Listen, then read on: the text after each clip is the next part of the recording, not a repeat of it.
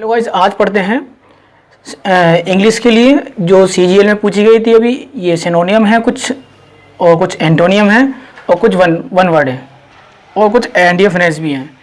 ये जितने भी जो वर्ड हैं या सब जो हैं आपके सीजीएल में पूछे गए थे। पहला वर्ड पढ़ते हैं, क्या है?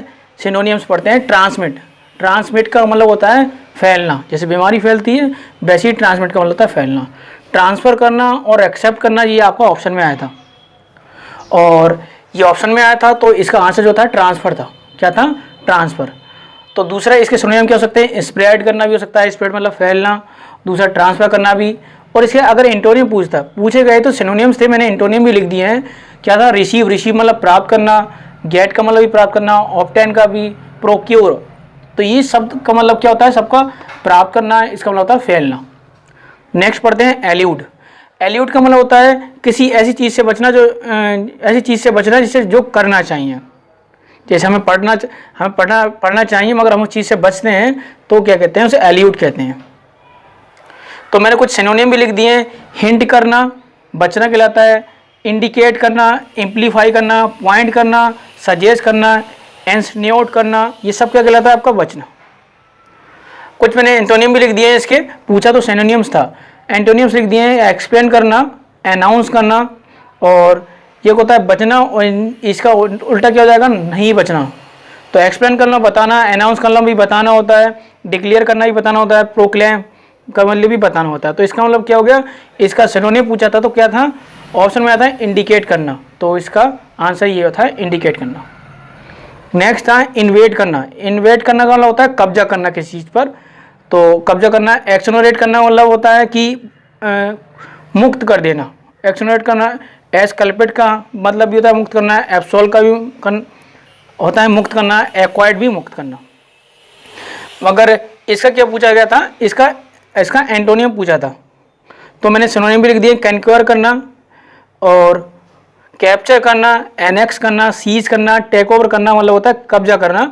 सरेंडर करना, मुक्त करना। यील्ड करना, एस्क्यूम करना, ये क्या होता है आपका? सब मुक्त करना। और ये सिनोनिम थे कब्जा करना। तो इसका जो ऑप्शन में वो आया था आंसर में, तो एक्सोनरेट करना था।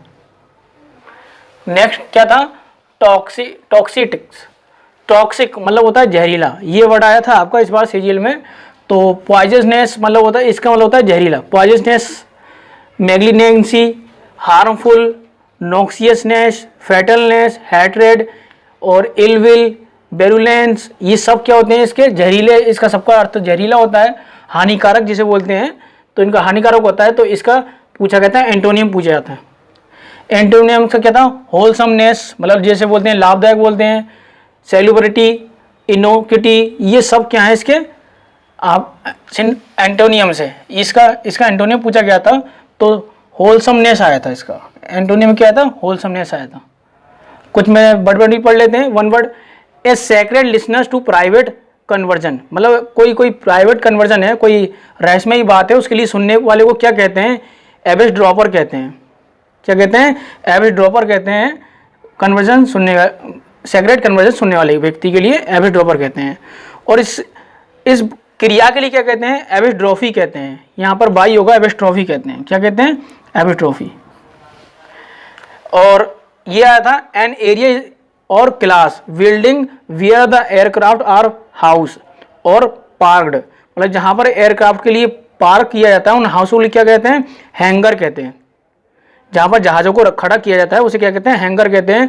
और HENG और हैंगर मतलब होता है कपड़े को लटकाना। तो यहाँ पर हैंगर ध्यान रखना है, वो है जहाँ पर एयरक्राफ्ट के लिए रखा जाता है। हैंगर कपड़े, जहाँ कपड़े टांगे जाते हैं। एक एडियम पूछा था, फुल ऑफ वीन्स। वीन्स का मतलब होता है रहस्यमयी बातों के लिए बताना, एक्सपोज करना, वो क्या कहलाता है? Full of वीन्स।